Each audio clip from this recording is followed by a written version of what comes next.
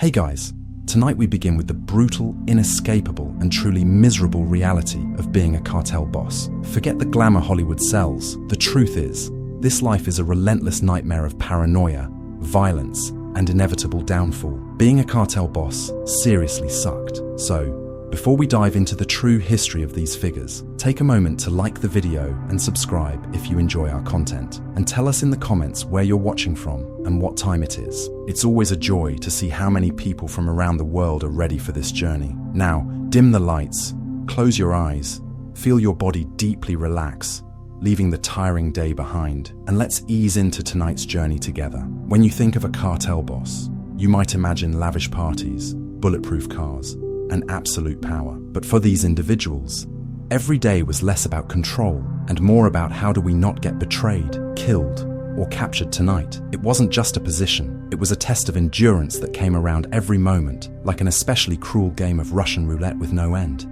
Picture this.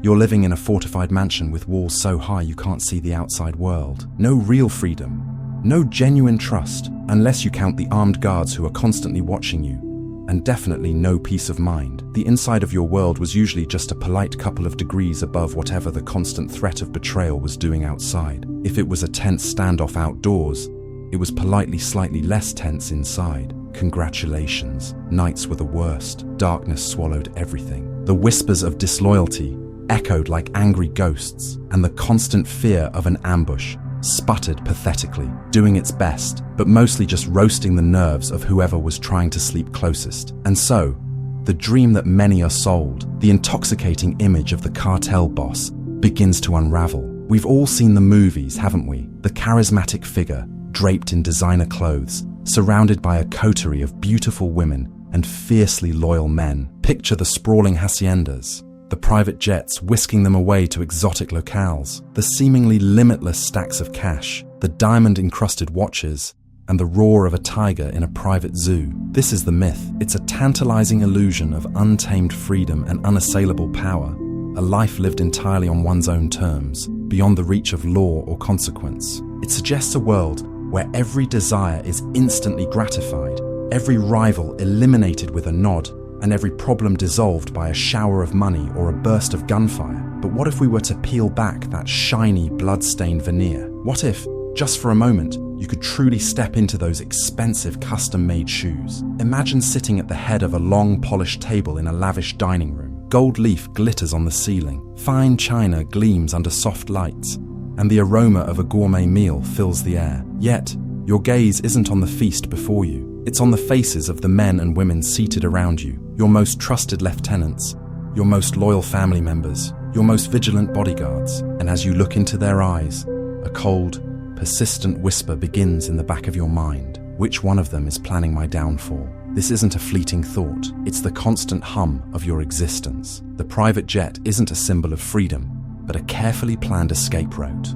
Always fueled, always ready, because you never know when the next rival hit squad or federal raid will force you to vanish into the night. That opulent mansion isn't a home, it's a fortress, a gilded cage designed to keep threats out, but also to keep you in. You can't stroll through a public park, you can't dine openly in a restaurant, you can't even attend your own child's school play. The world outside those reinforced walls becomes a tapestry of potential ambushes, a landscape riddled with invisible traps. Your freedom, once imagined as boundless, now feels smaller than ever, confined to a few heavily guarded rooms. Consider the absolute power. It seems like a dream, doesn't it? To command armies of men, to dictate the fate of towns and regions, to have your word be law. But with that power comes a burden that crushes the soul. Every order given, every life taken, every act of violence sanctioned, leaves an indelible mark. This isn't the clean, detached power of a CEO. It's the visceral, blood-soaked power of a warlord. And the men who carry out your orders, they fear you, yes, but fear is a fickle master.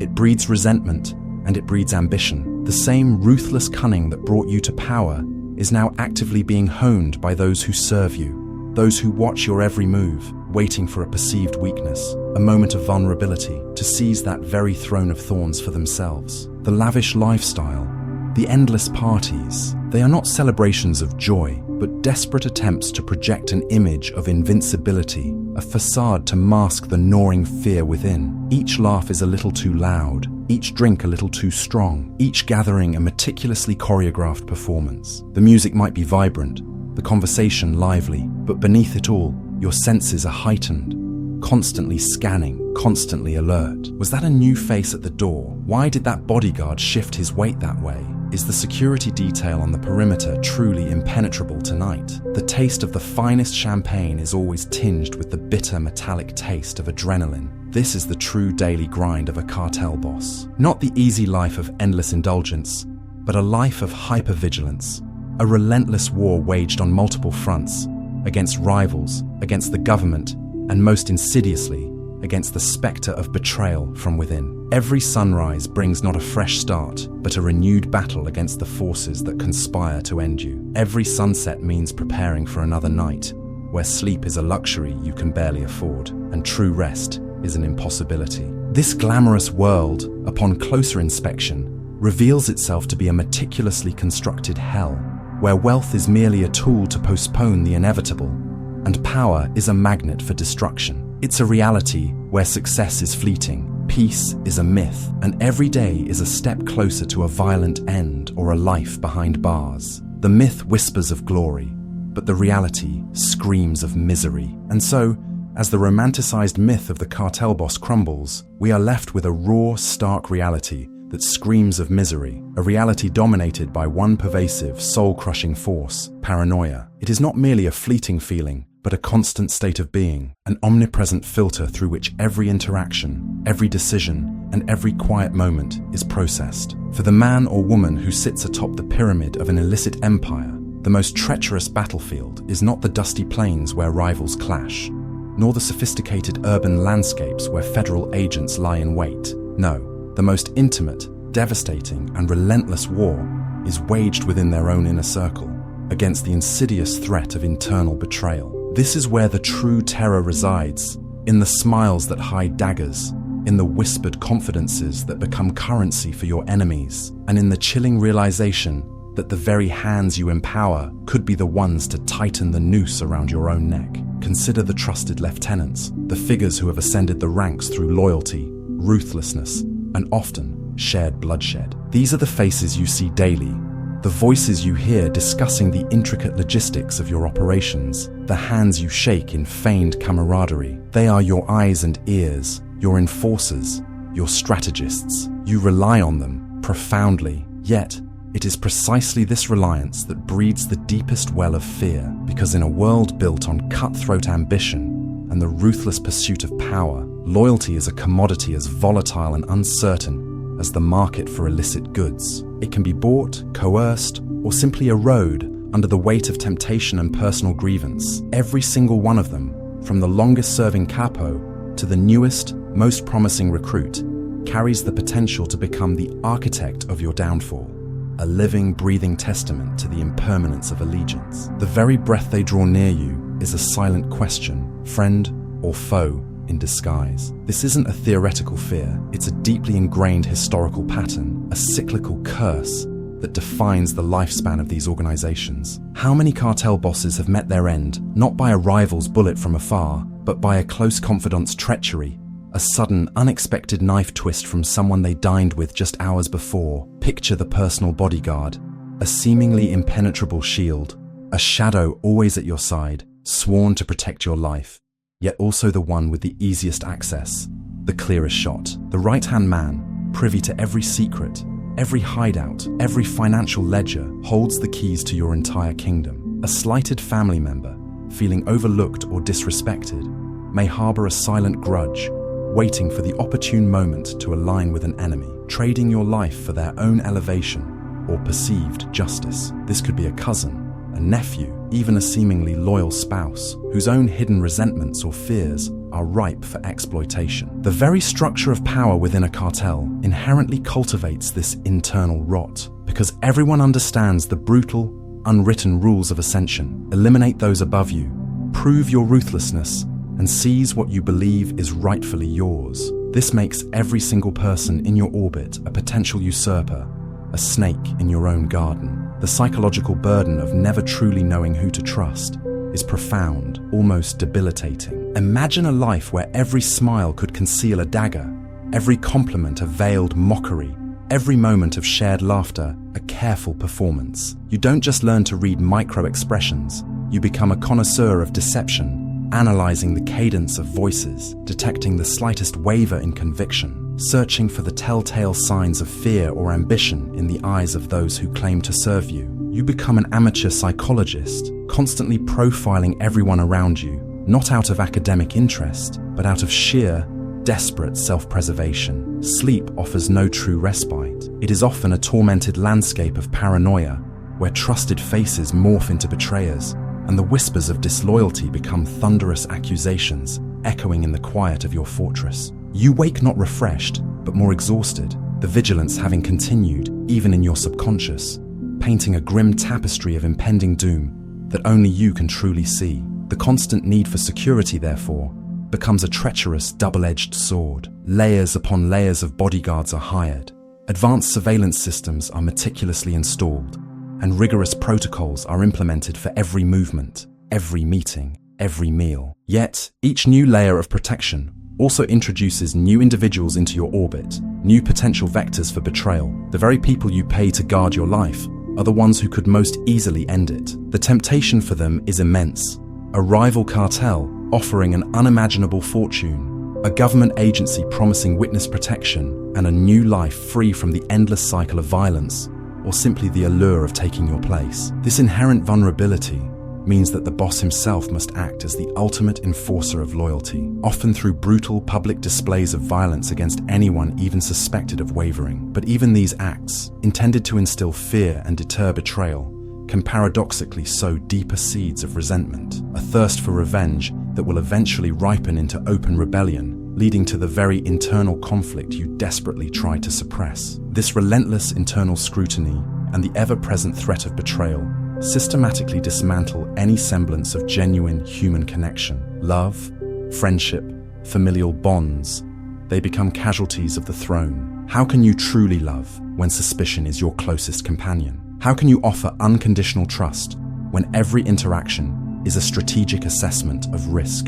a cold calculation of potential advantage or danger? The opulence surrounding a cartel boss often serves as a gilded cage, isolating them not just from the outside world, but from true intimacy within their own walls. You may have a spouse, children, siblings, but the relationships are warped by the insidious shadow of your profession. They become targets, leverage, or unwilling participants in a dangerous game, forcing you to maintain an emotional distance as a twisted form of protection, or perhaps out of a chilling understanding that even they could ultimately succumb to the immense pressures and temptations of your world. The ability to truly relax, to let down your guard, to simply exist without a palpable sense of threat, becomes an ancient memory, a luxury long since forfeited at the altar of power, leaving only a hollow echo of what once might have been. The emotional landscape of a cartel boss is one of profound, suffocating solitude. Even with an entourage of hundreds, a seemingly loyal army at their beck and call, the boss is fundamentally,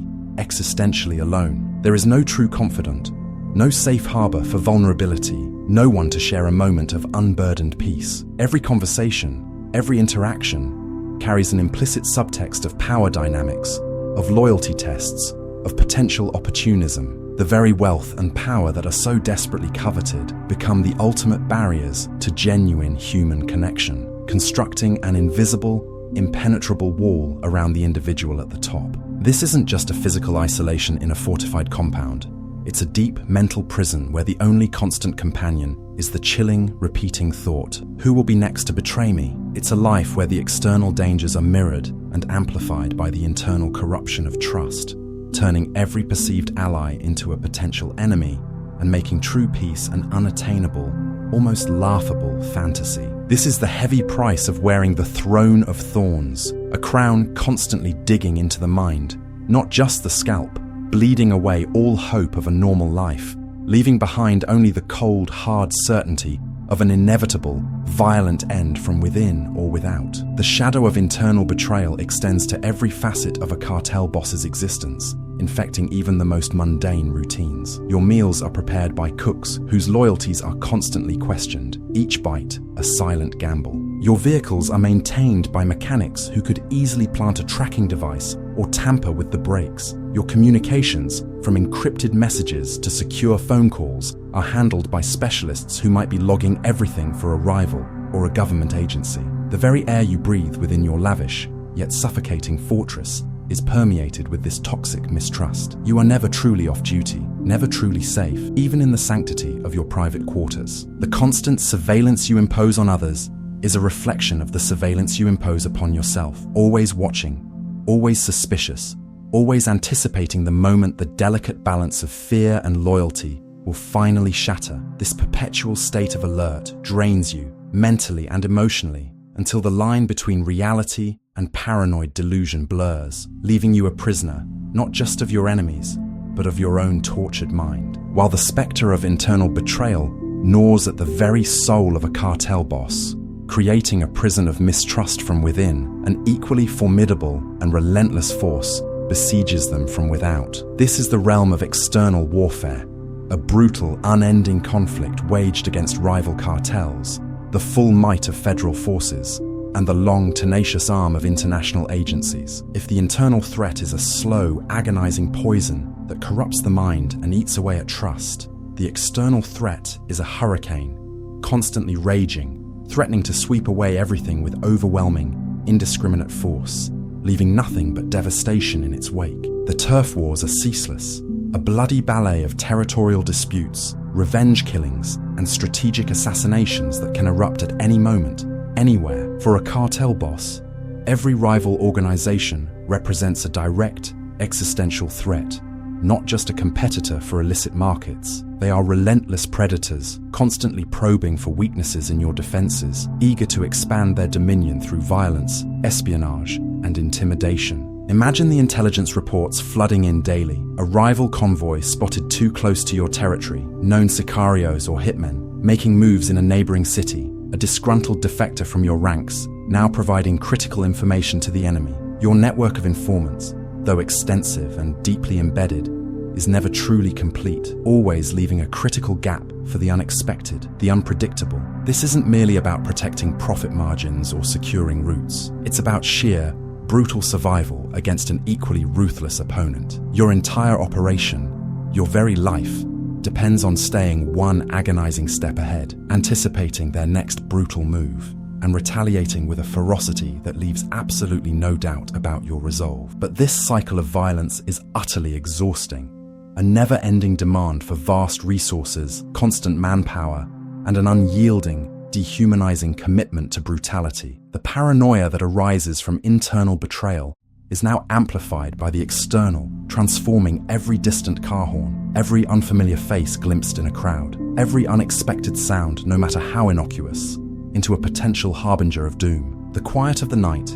is shattered by the imagined sounds of approaching vehicles, the distant thud of helicopters, or the sudden, sharp crack of gunfire from miles away, each sound a stark, chilling reminder of the ever-present war on your doorstep, a war that never truly sleeps. Then there are the governments, the federal forces, the military, the specialized anti-narcotics units, the elite intelligence agencies, and the long, unblinking arm of international law enforcement bodies like the DEA, FBI, Interpol, and various national police forces. They are not just an inconvenience, they are a sophisticated, technologically advanced adversary with virtually limitless resources and an institutional memory that never forgets. Unlike rival cartels, who often play by similar, albeit violent rules, the government operates with legal authority, vast budgets, and an almost limitless capacity for patience and persistence. They monitor your every communication, from seemingly encrypted messages to the most secure satellite phone calls, tirelessly working to infiltrate your networks, track your complex financial transactions across continents, and deploy an array of surveillance tactics from the ground, the air, and even from orbiting satellites far above. The hunt for a high-value cartel boss is always a high-priority mission, a relentless, methodical pursuit that can span years, even decades. Every satellite image, every intercepted phone call, every informant's whisper is meticulously processed, a tiny, crucial piece of a massive, intricate puzzle they are patiently assembling, designed to lead directly to your capture or, in many cases, your violent demise. You might move constantly, from one fortified ranch to another, hidden deep within a remote mountain range, to a secret urban apartment, then to a luxurious but isolated coastal villa or a remote jungle hideout, carved deep into the earth. But the feeling of being watched, of being tracked, never truly dissipates. The world, once imagined as yours to command, shrinks inexorably into a series of temporary, intensely insecure shelters, each one a temporary reprieve before the hunt inevitably resumes. With renewed intensity, the daily reality is a constant, grinding game of cat and mouse, but one where the mouse is always the ultimate target and the cat's a legion, operating with a synchronized ruthlessness that leaves little room for error. There's the elaborate, almost theatrical choreography of a cartel boss's motorcade, multiple decoy vehicles, often identical models and colors, constantly shifting positions within the convoy, heavily armed guards, their faces grim and unreadable, their fingers never far from their weapons, meticulously scanning every rooftop, every alleyway, every potential ambush point along the route. Routes are changed at the last minute, sometimes multiple times within a single journey, based on real-time intelligence. Communications are encrypted with cutting-edge technology, frequently swapped and always assumed to be compromised. Even the most basic needs like food and water must pass through layers of intense scrutiny, prepared by trusted, often captive staff to prevent poisoning or contamination. But these measures, while absolutely essential for mere survival, are also a profound testament to the life you've irreversibly lost.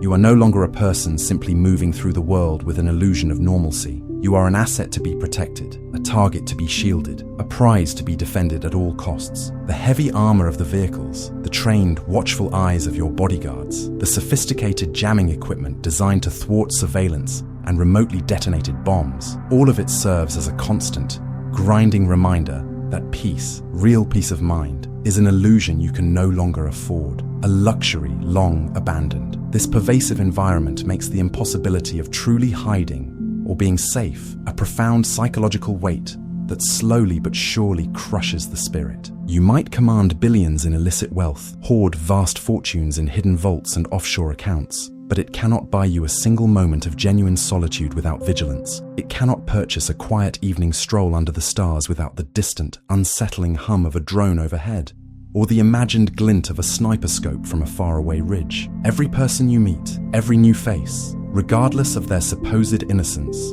or their low position in the hierarchy, must be vetted, questioned, and observed with a skeptical, hyper-vigilant eye. For even an unwitting civilian can provide a critical piece of information to your enemies. The world becomes a vast, intricate, hostile network, and you, the kingpin, are its most hunted prey, always feeling the tightening circle. This isn't just about physical security, it's about the relentless erosion of trust in the very fabric of reality itself. Your lavish, secure compounds are not havens, but temporary bunkers, luxurious prisons that offer only temporary respite before the next threat emerges. Your power, once absolute in your cinematic dreams, is now simply the ability to postpone the inevitable for another day, another hour. It's an existence defined by the relentless pursuit, a life where every sunrise brings not hope, but the renewed, exhausting challenge of evasion, and every sunset, the gnawing anxiety of another night spent in the invisible crosshairs,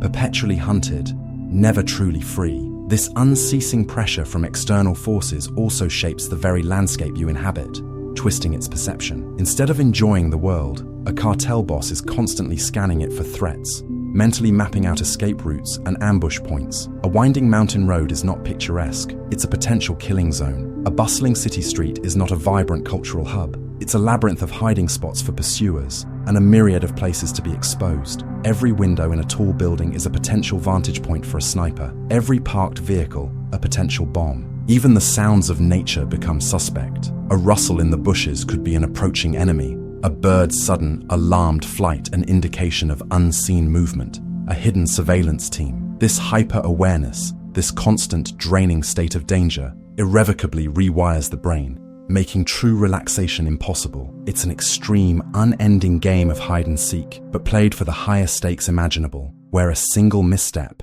a moment of unguarded complacency, means the end of everything you've built, and more importantly, the end of your life. This is the heavy, suffocating burden of the throne of thorns from the outside, complementing the internal decay of trust, and together they form an inescapable cage from which there is no genuine escape, only a prolonged, desperate delay of the inevitable. Having explored the insidious internal rot of betrayal and the unyielding external pressures of rivals and governments, we now descend into the suffocating minutiae of a cartel boss's daily existence. This is where the grim reality truly sinks in. A life utterly devoid of genuine peace, a relentless, exhausting cycle of vigilance, where even the most mundane tasks are transformed into high-stakes security operations. Imagine waking each morning not to the promise of a new day, but to the renewed, chilling realization that you must once again outwit countless enemies, both seen and unseen. Relaxation is not merely a luxury, it is an alien concept, a dangerous vulnerability that could spell immediate doom. For the cartel boss, the concept of home is a transient, strategic fiction. There is no single, permanent sanctuary, no place where the mind can truly unwind and let down its guard. Instead, life is a nomadic existence, a carefully choreographed rotation through a series of safe houses, each one a temporary fortress. Picture a dozen such locations, each chosen for its strategic advantages, its escape routes, its defensible perimeters. One day you might be in a sprawling hacienda deep in the mountains, the next in a clandestine urban penthouse with bulletproof windows, and the next in a hidden bunker beneath an unassuming farm. Each move is a logistical nightmare, a covert operation in itself, involving entire convoys of armed men, decoy vehicles, and sophisticated counter-surveillance measures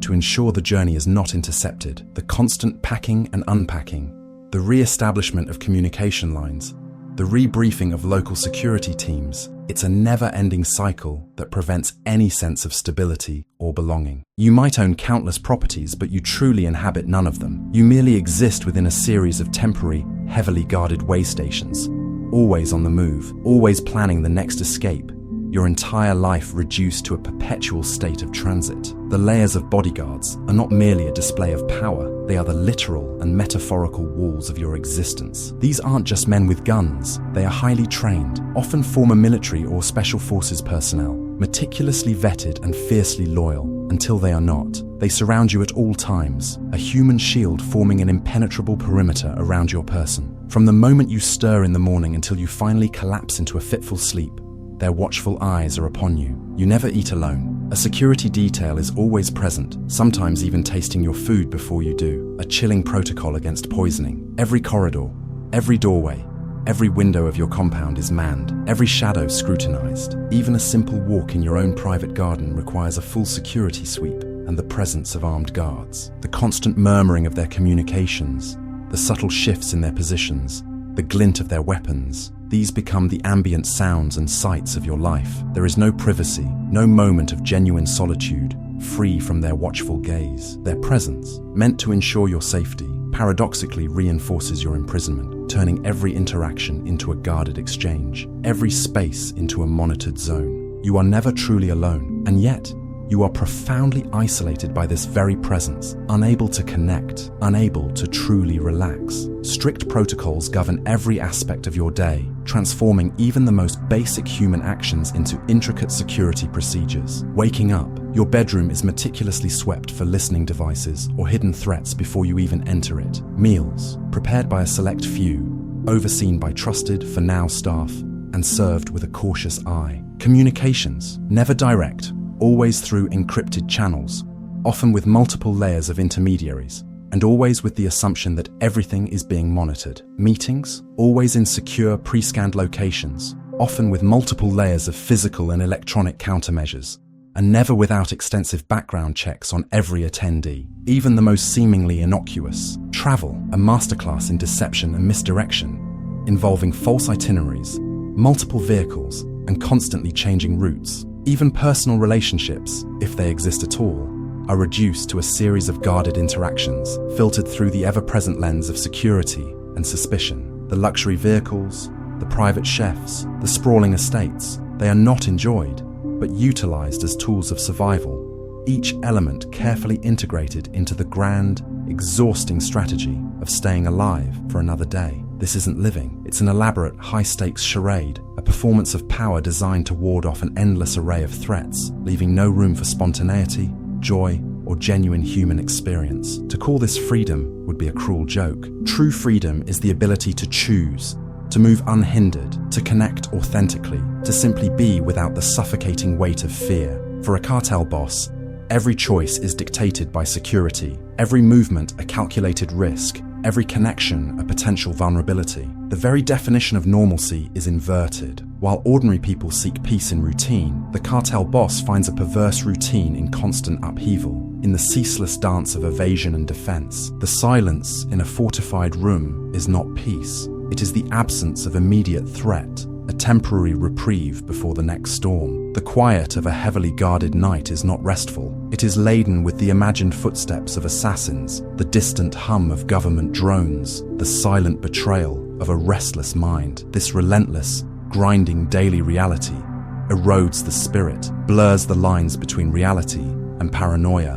and ultimately transforms the boss into a prisoner of their own making. The vast wealth they command is merely a resource to maintain this elaborate, torturous illusion of control, a never-ending expenditure in the futile attempt to buy another fleeting moment of life. But what kind of life is it, truly, when every breath is a calculation, every glance a suspicion, and every moment a battle against an invisible, ever-present enemy? It is a life that sucks the very joy, meaning, and humanity out of existence, leaving behind only an empty shell, constantly vigilant, forever hunted, perpetually alone. The sheer exhaustion of this hyper-vigilance permeates every fiber of their being. Sleep, when it comes, is often shallow and disturbed, haunted by nightmares of betrayal and violent ends. The mind, constantly on high alert, struggles to switch off, leaving the boss perpetually tired, irritable, and prone to irrational decisions. Even in the depths of a secure bunker,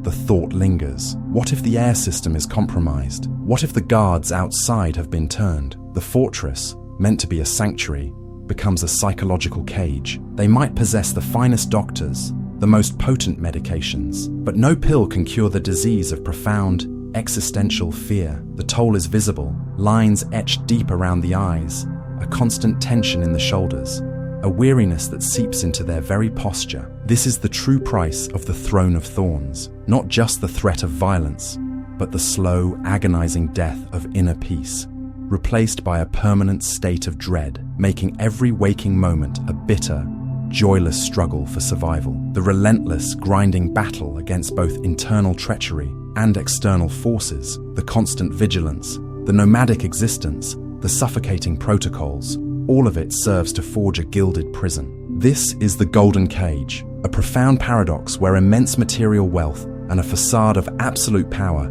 trap the cartel boss in a state of deep personal and psychological decay. Having narrowly avoided betrayal, or perhaps even ordered a violent reprisal, having outmaneuvered a rival or evaded a federal dragnet, what remains at the end of such a day? Not peace, not contentment, but an even deeper plunge into a life of profound isolation and the slow, insidious erosion of the self. The first, most glaring casualty of this life is the loss of normalcy. Imagine a world where the simplest, most taken-for-granted pleasures are utterly forbidden. The casual stroll through a vibrant city park, breathing in the fresh morning air, listening to the laughter of children, a fantasy. A spontaneous dinner at a bustling restaurant, enjoying a meal amidst the hum of public life, feeling the anonymity of the crowd, an unimaginable risk. Attending a child's school play, witnessing a graduation, sharing a quiet coffee with a friend in a public cafe, these ordinary rites of passage, these moments that weave the rich tapestry of a regular human life, are completely severed from the cartel boss's existence. Their world shrinks, not physically, but existentially. It becomes confined to the sterile, guarded confines of safe houses, the sterile, opulent interiors of private jets, or the manicured but empty grounds of fortified compounds. The sounds of everyday life, the spontaneous interactions, the simple freedom of blending in, these are privileges irrevocably lost, replaced by the constant, low-level hum of security systems and the grim, watchful silence of bodyguards. This profound inability to live openly transforms every aspect of personal being. Your identity is a secret, your face a liability. You cannot use your real name. You cannot frequent the same places twice. You cannot establish roots. The world outside the walls of your temporary fortress becomes a dangerous alien landscape, a place you can only observe from a distance or through the filtered, untrustworthy lens of security feeds. You become a phantom, a whisper in the underworld, rich beyond measure, but utterly disenfranchised from the very society you operate within. The paradox is stark. You exert immense influence over the lives of countless individuals, dictate the flow of illicit commerce that shapes nations, yet you cannot cast a shadow on a public street without risking your life. Every luxury, every expensive possession, every elaborate piece of art adorning your hidden walls serves as a stark reminder of the public life you can never truly inhabit, of the honest, unburdened existence that is forever beyond your grasp. The very essence of being a normal human, with the freedom to participate in the everyday world, is systematically stripped away. And with this loss of normalcy comes an inherent, chilling isolation from genuine human connection. In a world where loyalty is bought and sold, where trust is a fatal vulnerability, how can genuine bonds ever truly form? The deep suspicion cultivated to survive the threat of internal betrayal, discussed in the previous section, now extends its tendrils to every potential relationship. Love becomes conditional, friendship transactional, and familial bonds are warped by the constant shadow of danger and the boss's own moral compromises. Any new face, regardless of their seeming innocence, must be viewed as a potential informant, a pawn, or a threat. Old friends, those from a life before the cartel, are either cut off for their own safety or become too dangerous to contact. Even those closest to you, your spouse, your children, become liabilities, potential targets for rivals, or assets to be protected within the golden cage. This means true intimacy, the kind that demands vulnerability and unburdened sharing, is simply impossible. You might be surrounded by a vast entourage, a personal army of loyalists and servants, but you are fundamentally, existentially alone. Every conversation is filtered, every gesture analyzed, every shared moment tinged with the unspoken question of motive. The warmth of human connection, the comfort of genuine camaraderie, the simple act of confiding in another soul without fear of judgment or betrayal, these become ghosts of a life long lost, replaced by the hollow echo of power and the cold, unblinking eye of suspicion. The most tragic aspect of this existence is the heartbreaking paradox.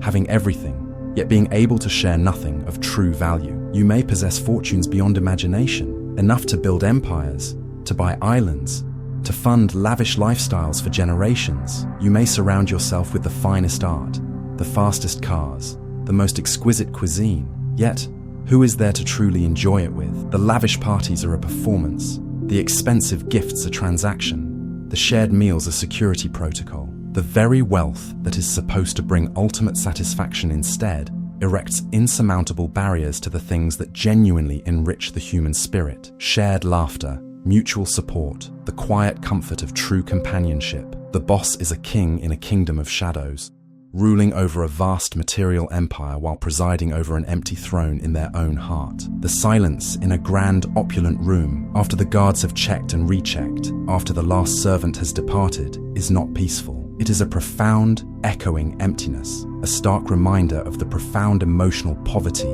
that underpins all the material riches. The golden cage, with all its glittering allure, ultimately becomes a mental prison, where the only constant companion is the suffocating weight of isolation, and the only certainty is the absence of genuine human connection. This isn't just a life, it's a slow, agonizing process of emotional and psychological petrification, where the soul itself becomes a casualty of power. Beyond the sterile opulence and the pervasive isolation of the golden cage, there resides an even more insidious torment: the slow, agonizing erosion of the mind itself. For the cartel boss, the constant pressure of living under siege, coupled with the moral compromises inherent in their path, inevitably leads to a profound psychological decay, a daily battle waged not just against external enemies, but against the very sanity that anchors a human being. Imagine a state of chronic stress so intense, so unrelenting, that it becomes the default setting of your nervous system. This isn't the fleeting anxiety of a missed deadline or a difficult conversation. This is the primal,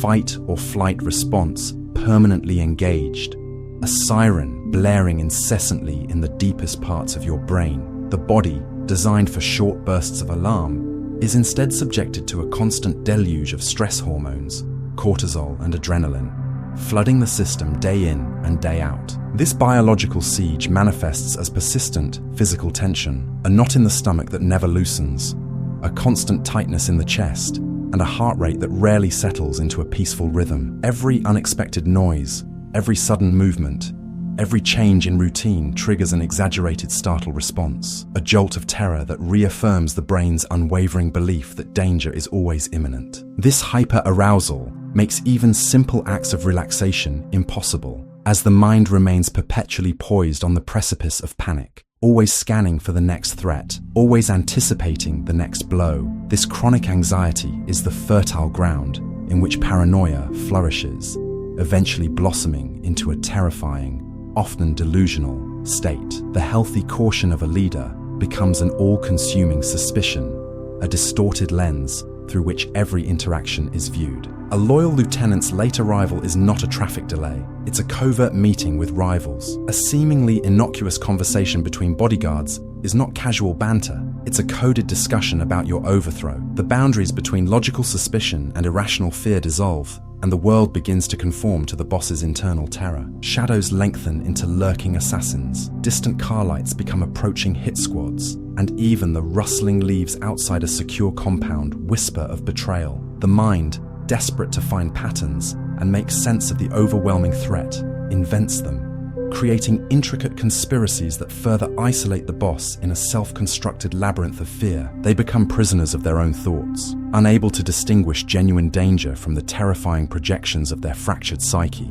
living in a waking nightmare where their own mind is the most relentless tormentor. Sleep, the body's essential balm for healing and rejuvenation, becomes a cruel, elusive luxury. How can one truly rest when every moment of unconsciousness is an open invitation for an enemy, internal or external, to strike? The fortified bedchamber, no matter how lavish, is never a sanctuary. Sleep is shallow, easily broken by the slightest sound, or more often, by the terrifying internal monologue of impending doom. Nightmares are not mere bad dreams, they are visceral reenactments of betrayals, assassinations, and captures, leaving the boss more exhausted upon waking than before. The cumulative effect of chronic sleep deprivation is devastating, eroding cognitive function, impairing judgment, and further fueling the cycle of anxiety and paranoia. Decisions become riskier, emotions more volatile, and the ability to distinguish reality from the specter of fear diminishes, making them even more vulnerable to their own fractured mental state. And beneath this relentless psychological assault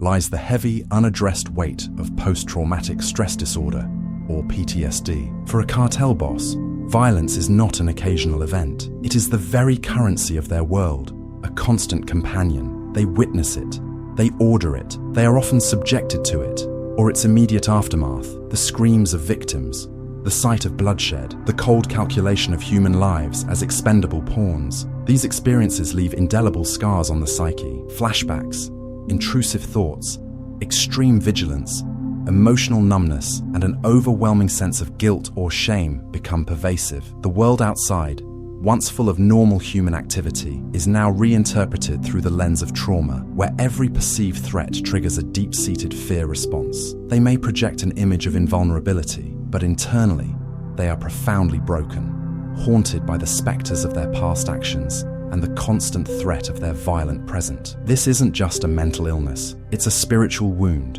an ethical burden that contaminates every corner of their being, making genuine peace an impossibility. Finally, consider the immense, crushing weight of constantly making life or death decisions. For a CEO, the stakes might be financial ruin. For a cartel boss, the stakes are always human lives, their own, their families, their lieutenants, and countless others. Every order to retaliate, every command to execute a suspected traitor, every decision to engage in a turf war carries the profound moral burden of ending lives. This isn't a singular, agonizing choice. It's a daily, hourly reality. The cumulative effect of such choices is an internal explosion, a slow-motion unraveling of the moral compass, leading to a profound sense of moral injury. They might attempt to rationalize their actions, to dehumanize their victims, but the subconscious registers every act of violence, every betrayal of human dignity. This internal conflict,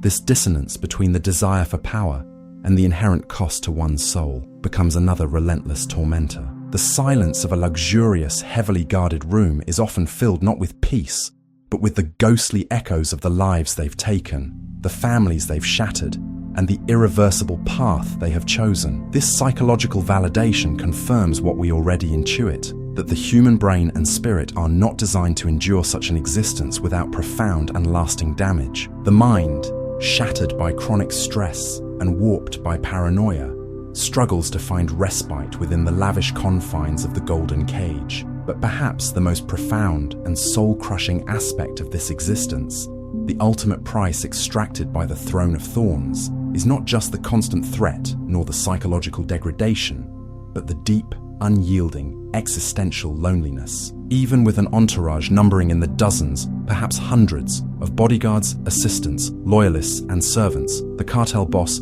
is fundamentally, utterly alone. This isn't just a physical isolation within fortified walls, it's a spiritual solitude, a complete absence of genuine human connection that wealth cannot buy and power cannot command. Consider the paradox: surrounded by people, yet utterly devoid of companionship. Every individual in the boss's orbit, from the most trusted lieutenant to the lowliest foot soldier, from the most attentive domestic staff to the closest family member, is viewed through a lens of deep suspicion. A legacy of betrayal, as we've explored, has irrevocably poisoned the well of trust. Each smile could be a mask, each helpful gesture a calculated maneuver, each whispered confidence a potential dagger. How can one forge a genuine bond when every interaction is a strategic assessment, a silent calculation of risk and reward? The boss, once perhaps a man or woman capable of warmth and camaraderie, transforms into a master of emotional distance, a connoisseur of veiled motives, always searching for the telltale signs of disloyalty. The very act of survival necessitates this emotional fortress, but in building it, they seal themselves off from the very human connection that offers solace and meaning. There are no true confidants, no safe harbors for vulnerability. The immense weight of their decisions, the burden of their violence, the gnawing anxiety of their precarious position. These are struggles they must bear in utter silence. To confide a weakness, to express a fear, to admit a moment of doubt, would be to invite disaster, to expose a vulnerability that would be instantly exploited by rivals, or more likely, by those within their own ranks eager to seize power. The very act of reaching out for genuine empathy is too dangerous, a luxury long since abandoned. So, the boss retreats further into the gilded cage of their own mind, carrying the full, crushing burden of their empire entirely on their own shoulders. The conversations they have are transactional, strategic, or performative, never truly intimate, never truly soul-bearing. They are trapped in a perpetual performance of strength and invincibility, a role that offers no room for the messy, vulnerable realities of the human condition. This emotional vacuum doesn't just make life miserable, it actively hinders their ability to lead effectively. Without honest counsel, without genuine feedback from trusted peers, their decisions become insulated, prone to error, and increasingly detached from the complex realities of their operations. The isolation paradoxically weakens the very power they desperately cling to, making them more vulnerable to the misjudgments born of profound solitude. Imagine the quiet moments in a lavish, opulent room, the silken sheets, the imported marble, the priceless artworks adorning the walls. But these symbols of immense wealth offer no comfort. The silence in such a room is not peaceful. It's heavy, echoing with the absence of genuine laughter, the lack of a soft, understanding voice, the yearning for a touch that isn't transactional or guarded. There are no shared jokes, no late-night confessions, no simple, unburdened presence of another human being who truly cares for them, not for their power or their money. The quiet becomes a relentless reminder of the void, a testament to the fact that all the riches in the world cannot purchase a single moment of genuine, uncomplicated human warmth. This isn't the tranquil quiet of contemplation. It is the oppressive quiet of emotional barrenness, where the rustle of silk or the distant hum of the ventilation system only serves to underscore the profound emptiness within. This sensory storytelling, the description of quiet opulence juxtaposed with profound internal emptiness, paints a melancholic picture of a life that has sacrificed everything for a power that ultimately offers nothing but a deeper loneliness. The very air in these rooms feels heavy with unspoken anxieties, the gilded surfaces reflecting not grandeur, but a cold, desolate truth. The golden cage ultimately becomes a mental prison, far more confining than any physical cell. The bars are not made of steel, but of suspicion, paranoia, and the unshakable knowledge that betrayal is always lurking. The walls are not concrete, but constructed from the countless lies, the endless deceptions, and the brutal acts of violence that define their reign. Within this mental prison, the boss is haunted by the ghosts of their past, tormented by the anxieties of their present, and terrified by the certainty of their future. There is no escape, not even in sleep, for as we discussed, sleep offers only a tormented landscape of fear, a continuation of the day's vigilance. The lavishness of their surroundings only serves to highlight the stark contrast with the internal desolation, making the prison all the more cruel. The very definition of freedom, which one might imagine would come with such absolute power, is implicitly deconstructed here, revealing itself to be the ultimate illusion. True freedom means liberation from fear, from suspicion, from isolation. None of these are afforded to the cartel boss, whose every waking moment is a testament to their profound unfreedom, a prisoner of their own making. This profound solitude isn't merely an unfortunate side effect, it is an inherent, inescapable consequence of the life they've chosen. The power they wield is built upon a foundation of fear, intimidation, and ruthless competition. To maintain this power, they must constantly foster an environment where trust is a liability and betrayal a natural outcome. This cyclical nature of treachery, which we touched upon earlier, ensures that the boss is perpetually isolated, unable to escape the very dynamics that brought them to power. Every new associate, every new bodyguard, every new liaison is yet another potential threat, yet another face behind which suspicion must be harbored. The higher they climb, the fewer people they can truly trust, until at the very apex, there is no one left. This makes their fall, when it inevitably comes, all the more solitary, all the more desolate, with no genuine hand to reach for, no true comfort to be found. The absence of genuine human connection warps their perception of the world and their place within it. Without the grounding influence of true relationships, without the feedback loops of honest interaction, their perspective becomes increasingly distorted. They surround themselves with sycophants who tell them what they want to hear, further insulating them from reality. Their decisions are based not on reasoned counsel, but on paranoid intuition, fueled by their own internal demons. They become increasingly detached from the suffering they inflict, the communities they devastate, seeing people not as individuals, but as cogs in their illicit machine, or as obstacles to be removed. This dehumanization, first of others, then inevitably of themselves, completes the cycle of decay, leaving them an empty, powerful husk, forever trapped in their own making. They lose the capacity for empathy, not out of inherent malice, but as a necessary survival mechanism within their isolated world, further deepening the chasm between themselves and authentic human experience. Ultimately, the golden cage is a monument to what is truly lost when power is pursued at such a cost. It's a testament to the futility of material wealth when it cannot purchase the one thing that truly enriches life: genuine, unburdened human connection. The melancholic quiet of their secluded existence, the absence of real laughter, the desperate need for constant vigilance even in moments of supposed peace. These are the hallmarks of a life that promises everything and delivers nothing but profound, agonizing solitude. It is a slow, agonizing process of emotional and psychological petrification, where the soul itself becomes a casualty of power, leaving behind only an empty shell, constantly vigilant, forever hunted, perpetually alone, and desperately isolated in a world of their own making. The shimmering allure of the golden cage fades to reveal its true nature, a tomb of the spirit, a monument to a life that truly and utterly sucked, robbed of the most fundamental human comforts and connections. If the gilded prison of isolation slowly petrified the soul of the cartel boss, the chilling reality of their reign extends its icy grasp far beyond their own tortured mind, reaching out to tear apart the lives of those they hold dearest, those they might have once sworn to protect. For in the world of the cartel, family is not a sanctuary of love and support. It is a profound, terrifying liability. The very bonds of kinship become fragile threads, easily snapped or, worse, twisted into weapons to be used against the boss, turning loved ones into pawns in a brutal, unending game. Imagine the profound anguish of knowing that your own flesh and blood, your spouse,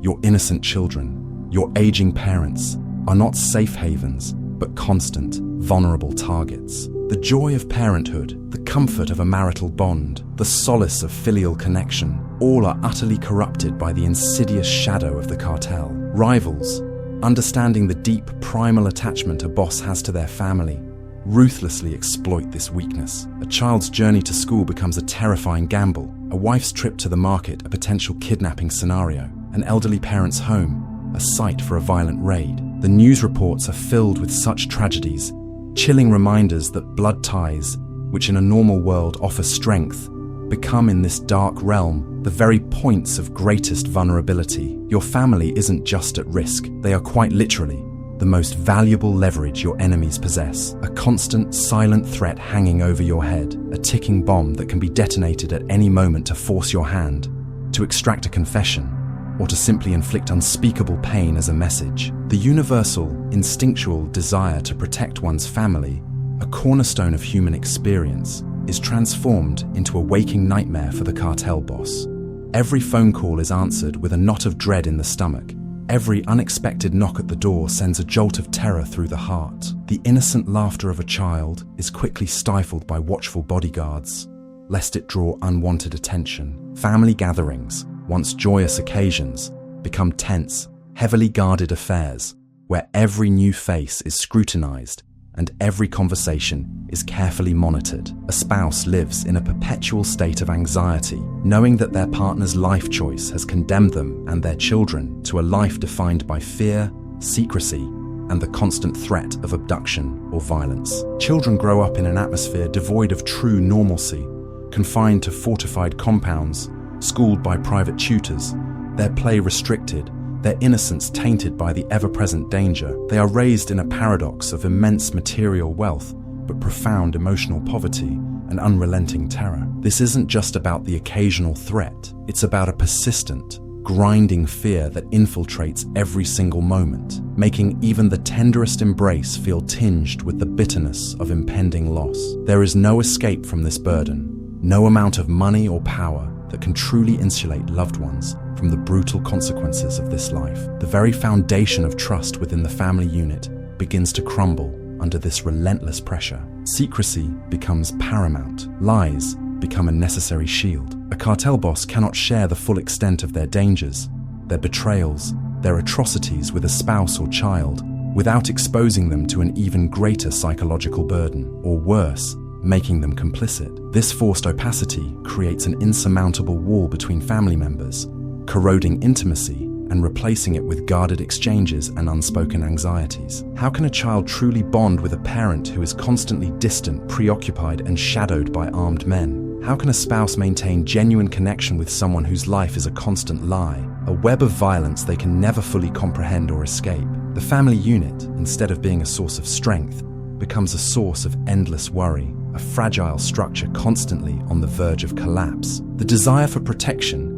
inadvertently leads to profound emotional estrangement, where the closest bonds become the most damaged, twisted into distorted reflections of what they once were, leaving behind a bitter residue of regret and unspoken sorrow. The boss, in their initial ascent, might harbor a confirmation bias, believing that their growing power and wealth would eventually create an impenetrable shield around their loved ones. They might rationalize their brutal actions as necessary steps to secure a future for their family, to provide a life free from want. Yet, this belief quickly shatters against the harsh, unforgiving reality of the underworld. Instead of protection, their prominence becomes a giant, flashing beacon for danger. There are countless tragic stories, often whispered in hushed tones, of those who try to extract their families from this life, to send them away to seemingly safer lands, only for the long arm of rival cartels or the relentless pursuit of justice to reach them anyway. These strategic counterexamples serve as grim lessons,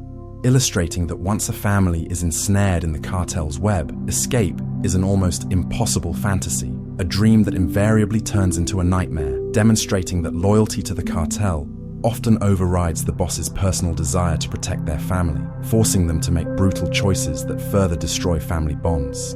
The illusion of providing a better life dissolves into the reality of a perpetual hostage situation where every family member lives under a constant, unspoken death sentence. The psychological toll on the family is immense, a silent trauma that festers for generations. Children grow up witnessing fear in their parents' eyes, understanding implicitly that their lavish surroundings come at a terrifying cost. They learn early that silence is survival, that trust is a luxury, and that love is often intertwined with loss and danger. They may inherit vast wealth, but they also inherit a legacy of paranoia, a chilling understanding of the brutality that underpins their existence, and a profound emotional void. This isn't a normal upbringing, it's a distorted, accelerated education in the cruelest aspects of human nature. The absence of normal familial warmth, the inability to express genuine affection without the shadow of suspicion, the constant movement from one safe location to another, all these factors combine to create shattered legacies, where the very concept of a stable, loving family unit is utterly destroyed. The boss, in their relentless pursuit of power, unknowingly condemns their own lineage to a future scarred by fear, resentment, and a profound, unhealable wounds. Continuing from the profound wounds inflicted upon the family by external threats and the boss's moral compromises, we delve now into an even more insidious form of destruction, the slow, agonizing impossibility of genuine personal relationships and healthy family dynamics. It is one thing for loved ones to be targets.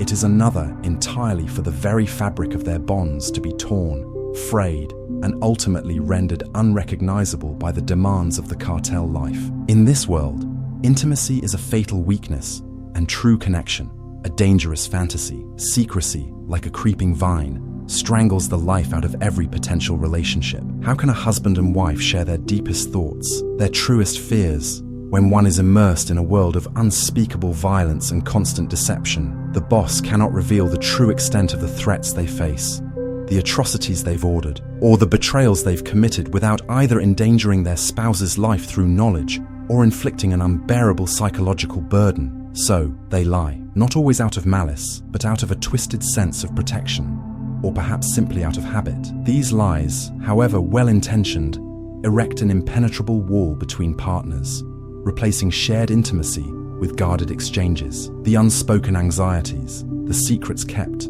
the truths hidden, they create a chasm that no amount of lavish gifts or shared history can bridge. The marriage, if it survives at all, transforms into a functional arrangement, a cold partnership built on unspoken fears rather than the warmth of mutual trust and vulnerability. The quiet moments, meant for connection, become heavy with the weight of unshared burdens, each partner retreating further into their own mental prison. And if intimacy with a spouse becomes a casualty, then what of the parent-child bond, the most sacred and formative of all human connections? The devastating impact on children growing up in such an environment is perhaps the cruelest legacy of all. Imagine a child whose playtime is confined to a fortified courtyard, watched over by grim-faced men with assault rifles, instead of a public park filled with laughter. Their education is provided by private tutors within secured compounds, shielding them from the outside world, but also isolating them from the rich, diverse experiences of a normal childhood. They learn early that their parents' power comes at a terrifying cost, that their wealth is shadowed by constant danger, and that their family name is a magnet for fear and violence. The absence of normal family activities, the simple joy of a family vacation, a public birthday party, a casual stroll through a mall, leaves a gaping void. Instead, their lives are marked by hushed conversations, sudden movements, and the ever-present understanding that their lives are not their own, but an extension of their parents' dangerous enterprise. This isn't just about physical restrictions, it's about a profound emotional stunting. Children raised in the gilded cage often develop a distorted view of the world, where violence is a tool, loyalty is conditional, and trust is a dangerous commodity. They witness the paranoia of their parents, the cold ruthlessness, and the constant fear. These experiences often lead to deep-seated psychological issues: anxiety, mistrust, emotional detachment, and even a predisposition to aggression. They may inherit vast fortunes, but they also inherit a crushing burden of generational trauma, a legacy of fear and moral ambiguity that can poison their own relationships and choices for life. The delayed payoff of this lifestyle, is particularly tragic for them. While the boss might face an immediate violent end or imprisonment, their children carry the emotional scars for years, often decades, attempting to navigate a world they never chose, burdened by a name that brings both power and inescapable peril. The golden cage for the boss is a prison. For their children, it's a distorted reality that warps their very understanding of love, safety, and human decency. The moral expectation subversion is stark in the context of family. In a typical society, loyalty to family is paramount, a moral imperative. But within the cartel, loyalty to the organization, to the boss's enterprise, often overrides these fundamental family ties. A boss might be forced to choose between the safety of a family member and the strategic demands of the cartel. And the chilling truth is that the cartel almost always wins. Family members who become liabilities, who attract too much attention, or who show signs of weakness or disloyalty can be disowned, exiled, or worse, sacrificed, all in the name of maintaining the integrity and security of the operation. This horrifying choice further destroys any remaining illusion of a loving family unit, exposing it as yet another instrument of power, another asset to be managed, or a problem to be eliminated. The concept of unconditional love, so central to family life, becomes an utterly alien notion, replaced by a brutal pragmatism, where even blood ties can be severed for strategic gain. Sensory storytelling here involves the quiet, yet profound, absence of normal family sounds, the lack of boisterous laughter echoing through opulent halls, replaced by the hushed whispers of security personnel, the absence of children's uninhibited play, replaced by the controlled, supervised movements in a secured area, the silence at a grand dinner table, not of peace, but of unspoken anxieties, of guarded glances between family members, each aware of the pervasive danger that binds them together, yet simultaneously drives them apart. The expensive toys in a child's room sit untouched, gathering dust as the child themselves stares out a bulletproof window, longing for a world they can never truly be a part of. These are the sensory details of a life robbed of its emotional vibrancy, a quiet despair that permeates every corner of the lavish prison. Ultimately, the cartel boss's life not only jeopardizes their family's physical safety, but systematically annihilates the very possibility of healthy, loving, and genuine relationships. It creates a generational curse, an inheritance of trauma, fear, and emotional barrenness that extends far beyond the boss's own lifespan. The shattered legacies are not just about destroyed lives, but about destroyed souls, leaving behind children who grow up knowing immense wealth, but lacking the most fundamental human comforts: security in love,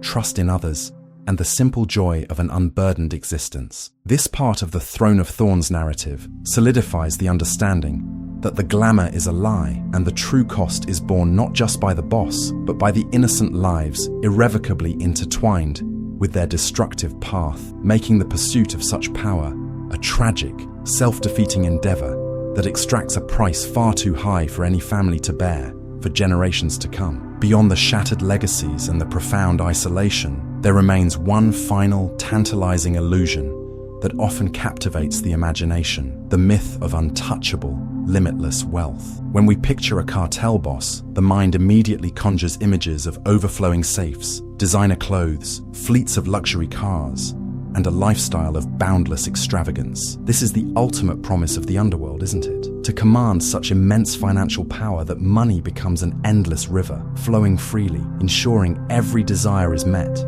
every problem bought off, and every threat neutralized with a mere flick of the wrist. It's the seductive whisper that says, with enough money, you are truly free, truly invincible. But like all the other illusions of this life, this too dissolves under the harsh light of reality, revealing not a bottomless well of secure riches, but a precarious, leaking bucket that demands constant, exorbitant refilling, a source of stress far greater than it is of enjoyment. The truth is, the bottomless coffers of a cartel boss are more akin to a gaping maw, constantly devouring resources at an astronomical rate, simply to maintain the illusion of control and, more importantly, to ensure mere survival. Consider the sheer scale of the overheads, expenses that dwarf those of even legitimate multi-billion-dollar corporations. Firstly, the payrolls are immense. This isn't just about a handful of loyal enforcers, it's about hundreds, sometimes thousands, of individuals who demand a share of the spoils. There are the sicarios, the hitmen, whose loyalty is purchased at a premium, requiring not just regular wages, but also bonuses for successful operations and care for their families if they fall. Then there are the transporters, the lookouts, the intelligence gatherers, the chemists, the distributors, the money counters, the administrators, and a vast network of informers, all expecting payment, often in cash, untraceable, and always a moving target. These are not salaried employees with pension plans. They are mercenaries of a sort, whose allegiance can shift as quickly as the wind if a rival offers a better deal, or if payment is delayed. The sheer logistics of managing such a vast cash-intensive workforce across multiple territories is a financial and operational nightmare in itself, consuming an unimaginable portion of the profits. Beyond the internal workforce, there is the insatiable beast of corruption. Bribes are not a one-time payment. They are a continuous, often escalating tax on every operation. Federal police, local politicians, border agents, customs officials, judges, military personnel, their hands are always open, their loyalty fleeting. A single high-ranking official might demand millions for a crucial piece of intelligence or to look the other way during a major shipment. These are not static costs. They fluctuate with the political climate, the intensity of law enforcement operations, and the ambition of the corrupt officials themselves. The boss must constantly assess who is bought, who is selling, and who might suddenly develop a conscience, requiring even more money to silence or replace them. This constant drain on resources is a fixed cost of doing business, a necessary evil that eats into profits and adds yet another layer of stress and vulnerability to the financial empire. Then there's the arms race. Maintaining dominance against rival cartels and resisting government forces demands state-of-the-art weaponry. We're talking about military-grade assault rifles, grenade launchers, rocket-propelled grenades, armored vehicles, drones for surveillance, encrypted communication systems, and sometimes even submarines and small aircraft for transport. These are not cheap. They are acquired through black markets, often involving international arms dealers, and come with exorbitant price tags, and the costs don't stop there. Ammunition, maintenance, replacement of damaged equipment, training for new recruits, it's an unending cycle of expenditure. The cartel boss's arsenal isn't a show of power, it's an existential necessity, a budget line item that ensures they live another day. Every bullet fired, every vehicle acquired, every piece of technology purchased is a direct drain on the supposedly limitless wealth. Furthermore, the sophisticated intelligence networks required to operate and survive are astronomically expensive. Hiring former military or intelligence operatives, developing and acquiring counter-surveillance technology, maintaining a web of informants in rival organizations and government agencies, setting up secure communication hubs. These are costs that run into the tens, if not hundreds, of millions annually. This intelligence isn't a luxury. It's the very lifeblood of the organization, providing early warnings of raids, identifying traitors, and mapping out rival movements. Without it, the empire would crumble overnight. Every piece of actionable intelligence comes with a hefty price tag, and the reliability of that intelligence is always in question, meaning resources are constantly being spent to verify and re-verify, adding another layer of financial and psychological strain. And let's not forget the legal fees. While much of the cartel operates outside the law, they are constantly engaged with it, whether fighting extradition attempts, defending captured associates, or attempting to reclaim seized assets. High-powered lawyers, often operating in the grey areas of the legal system, demand astronomical fees for their services. These aren't just local attorneys. They are international legal teams capable of navigating complex jurisdictions, all paid for with illicit funds, further adding to the operational costs. The illusion of untouchable wealth quickly dissipates when confronted with the reality of an endless stream of legal battles, each one bleeding the coffers dry. Finally, the maintenance of multiple secure properties, the lavish safe houses, the hidden bunkers, the private ranches, and urban hideouts. These properties require constant upgrades, advanced security systems, dedicated staff, who themselves must be paid and monitored for loyalty, and continuous maintenance to remain operational and truly safe. These aren't homes to be enjoyed, but tactical assets, each one a costly investment in a futile attempt to outrun the inevitable. The money, therefore,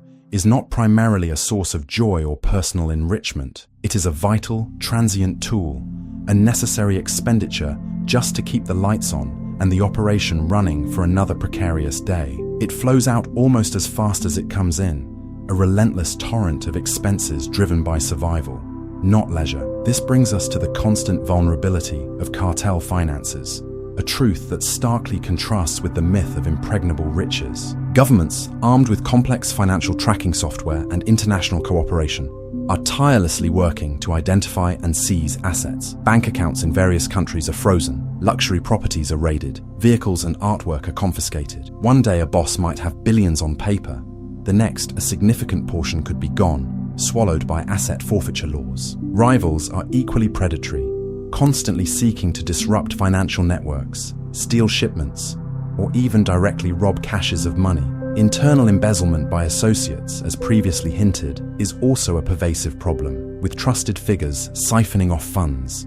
Knowing the boss often cannot report the theft to legitimate authorities. Then, there is the intricate, opaque, and inherently risky world of money laundering. Ill-gotten gains are useless if they cannot be spent or invested without attracting attention. This means engaging in a constant, complex shell game, moving vast sums of cash through front businesses, restaurants, real estate, import-export companies, across international borders, often converting it into seemingly legitimate assets. This process itself is incredibly costly, with money launderers taking a significant cut, often 10 to 20% or more, for their services. It involves legions of accountants, lawyers, and financial specialists, all of whom demand high fees. Every transaction is a risk, every transfer a potential lead for law enforcement. The sheer logistical nightmare of cleaning billions of dollars annually is a never-ending, high-stakes operation that consumes immense resources and introduces countless points of vulnerability. The very act of making illicit money usable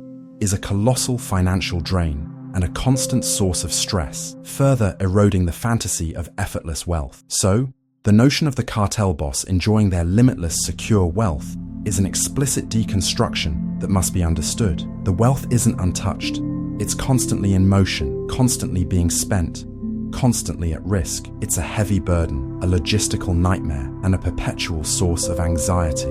The luxurious items they display, the cars, the watches, the mansions, are often not personal comforts, but strategic investments, tools for projecting power, or simply the fleeting remnants of money that has temporarily survived the relentless outflow. The true cost of this wealth is not just financial, it's the constant stress, the paranoia of losing it, the elaborate, exhausting dance of keeping it hidden and flowing. The information gap theory here illuminates how the public often only sees the visible displays of opulence, completely unaware of the immense, hidden costs and vulnerabilities that define the true nature of illicit fortunes. This bottomless coffer is not a symbol of freedom, but another golden cage, trapping the boss in an endless cycle of expenditure and precarity, far from the carefree indulgence the myth suggests. It sucks, profoundly, because even in their imagined financial zenith, they are never truly secure, never truly at peace with their riches. So,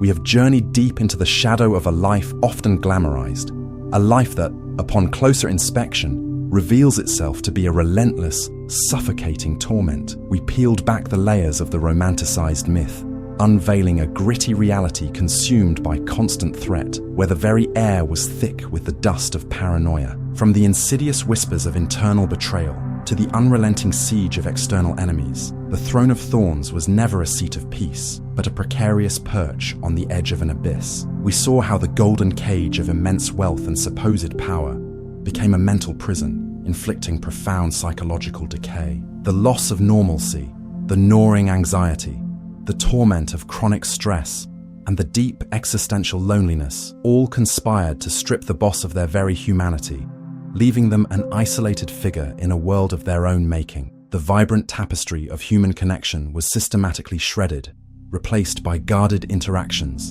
and a pervasive, soul-crushing solitude. Then, the devastating impact on family, the very heart of human existence. Loved ones transformed into liabilities, vulnerable targets, and pawns in a brutal game. The sacred bonds of kinship were shattered by secrecy, fear, and the boss's own moral compromises, leaving behind not legacies of love, but generational curses of trauma and a profound emotional void for those caught in their orbit. the dream of providing a better life dissolved into the nightmare of a perpetual hostage situation. And finally, the glittering illusion of the bottomless coffers. We deconstructed the myth of untouchable wealth, revealing it to be a mirage. The billions were not a source of carefree enjoyment, but a tool for survival, constantly drained by astronomical overheads, massive payrolls for a volatile army, incessant bribes to a corrupt world, the relentless arms race, and the intricate, precarious logistics of money laundering. The wealth itself was a source of unceasing stress, constantly vulnerable to seizure, theft, and embezzlement, far from the secure abundance imagined.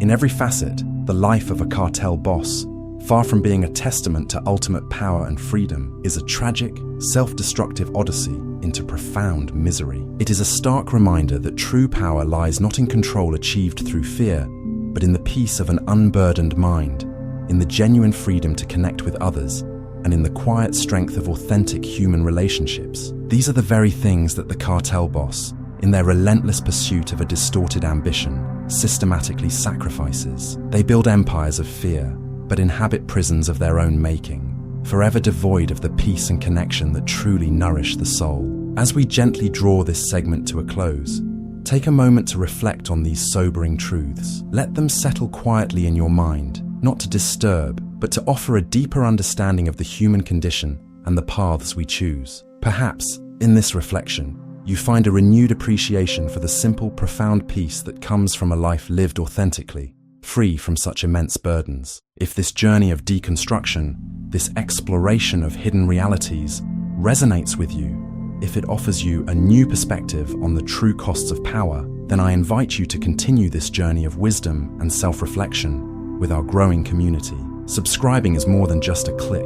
It's a commitment to your own understanding, a pledge to seek genuine insight in a world often blinded by illusion. It's an invitation to join thousands who value quiet contemplation and the pursuit of deeper truths. We are building a space where wisdom is shared and reflection is encouraged. So, if you haven't already, consider becoming a part of our family. Let's continue to explore the often unseen facets of our world, together, always seeking understanding and inner peace. So, we have journeyed deep into the shadow of a life often glamorized, a life that, upon closer inspection, reveals itself to be a relentless, suffocating torment. We peeled back the layers of the romanticized myth, unveiling a gritty reality consumed by constant threat, where the very air was thick with the dust of paranoia. From the insidious whispers of internal betrayal to the unrelenting siege of external enemies, the throne of thorns was never a seat of peace, but a precarious perch on the edge of an abyss. A life where every sunrise brought not hope, but the renewed, exhausting challenge of evasion, and every sunset, the gnawing anxiety of another night spent in the invisible crosshairs. We saw how the golden cage of immense wealth and supposed power became a mental prison, inflicting profound psychological decay. The loss of normalcy, the gnawing anxiety that morphed into delusion, the torment of chronic stress that permanently engaged the fight or flight response, and the deep, existential loneliness, all conspired to strip the boss of their very humanity. They became an isolated figure in a world of their own making, where the vibrant tapestry of human connection was systematically shredded, replaced by guarded interactions and a pervasive, soul-crushing solitude, even in the most opulent of rooms. Then, the devastating impact on family, the very heart of human existence. Loved ones, instead of being a source of comfort, transformed into liabilities, vulnerable targets, and pawns in a brutal game. The sacred bonds of kinship were shattered by secrecy, fear, and the boss's own moral compromises, leaving behind not legacies of love and security, but generational curses of trauma, resentment, and a profound emotional void for those caught in their orbit.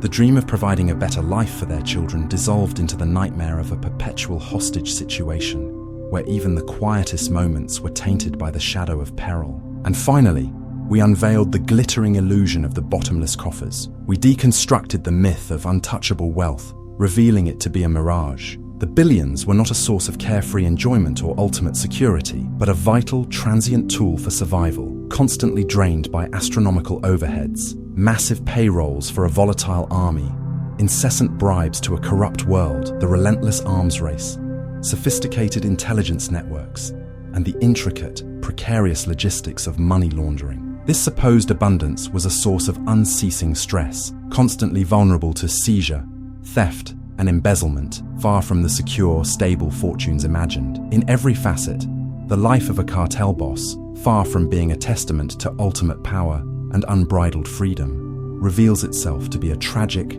self-destructive odyssey into profound misery and an inescapable, self-imposed hell. It is a stark reminder that true power lies not in control achieved through fear and violence, but in the quiet peace of an unburdened mind, in the genuine freedom to move through the world without constant vigilance, and in the profound strength derived from authentic human relationships. These are the very things that the cartel boss, in their relentless, often brutal pursuit of a distorted ambition, systematically sacrifices. They build vast, terrifying empires of fear and control, but ultimately inhabit prisons of their own making, forever devoid of the peace, the connection, and the true liberty that truly nourish the soul. The glamorized image is a cruel deception. The reality is a life that truly, profoundly sucked. As we gently draw this segment to a close, take a moment, if you will, to simply reflect on these sobering truths. Let them settle quietly in your mind, not to disturb your peace, but to offer a deeper, more nuanced understanding of the human condition, the intricate interplay of power and consequence, and the paths we ultimately choose. Perhaps, in this quiet reflection, you might find a renewed appreciation for the simple, profound peace that comes from a life lived authentically, a life free from such immense, soul-crushing burdens and the unending specter of violence and betrayal. This is a space for thoughtful contemplation, for seeking clarity amidst the chaos, and for finding a deeper wisdom in the stories of the world. If this journey of deconstruction, this exploration of hidden realities and the true costs of perceived power resonates with you, if it offers you a new perspective that fosters a sense of inner peace and understanding, then I extend a warm invitation. Join us to continue this journey of wisdom and self-reflection with our growing community. Subscribing is more than just a simple click. It's a meaningful commitment to your own understanding, a pledge to seek genuine insight in a world often blinded by superficial illusions. It's an invitation to become part of a larger family of listeners who value quiet contemplation, thoughtful exploration, and the pursuit of deeper truths. We are building a space where wisdom is shared, where reflection is encouraged, and where we seek to understand the intricate patterns of human behavior. So, if you haven't already, consider becoming a cherished part of our family here. Let's continue to explore the often unseen facets of our world together, always seeking understanding and inner peace, preparing for the quiet night ahead. And now, as the final echoes of this journey softly fade, let us allow these profound reflections to gently settle within us. The wisdom gleaned from understanding the true cost of power, the immense burden of fear, and the profound emptiness of isolation can serve as a quiet guide, illuminating the value of peace, true connection, and the freedom found in an unburdened spirit. Allow your mind to release any lingering thoughts, to let go of the day's worries, and to embrace the tranquility that these deeper understandings can bring. Before you fully drift into that peaceful space, there are a few gentle invitations, designed not for the channel, but for the well-being of our collective journey and for the quiet support of others. If this contemplation has brought you even a flicker of peace, a moment of calm understanding, consider extending that quiet benefit to others. A simple like on this video isn't just a click, it's a silent signal to the algorithms that this message of calm reflection, of true human insight, is valuable. It helps our content reach other souls who might be navigating their own internal struggles, seeking a similar moment of peace or a deeper perspective amidst the noise of their own lives. Your gentle gesture can be a quiet bridge of understanding, guiding someone else to this calm space. And if you've stayed with us until this very last moment, if you've truly absorbed the full weight of this narrative, you are indeed part of a special, discerning group. Very few linger this long in the quiet spaces of reflection. To acknowledge your dedication and to plant a seed of intention for your own journey towards peace, I invite you to leave a unique mark in the comments below. Write these words softly, as a declaration to yourself and a quiet signal to our community. I choose peace over power. This simple phrase, a secret password of sorts, will let us know you embrace the full depth of tonight's reflection. Perhaps, as you reflect, a particular person comes to mind, a friend, a family member, someone who might also benefit from these calming insights into the true nature of power and peace. Sharing this video is not merely sending a link, it's offering a quiet moment of introspection, a gentle hand extended to someone you care about, inviting them to find their own measure of calm and understanding. You can be a subtle messenger of perspective, helping others to quiet their minds with these profound truths. This channel, our quiet corner of the internet, is dedicated to exploring the hidden realities of our world, offering narratives that aim to bring clarity, perspective, and ultimately, a deeper sense of peace into your life. By subscribing, you're not just following a channel, you're making a quiet commitment to your own journey of self-reflection and wisdom, ensuring you don't miss our future explorations designed to soothe the mind and enrich the spirit.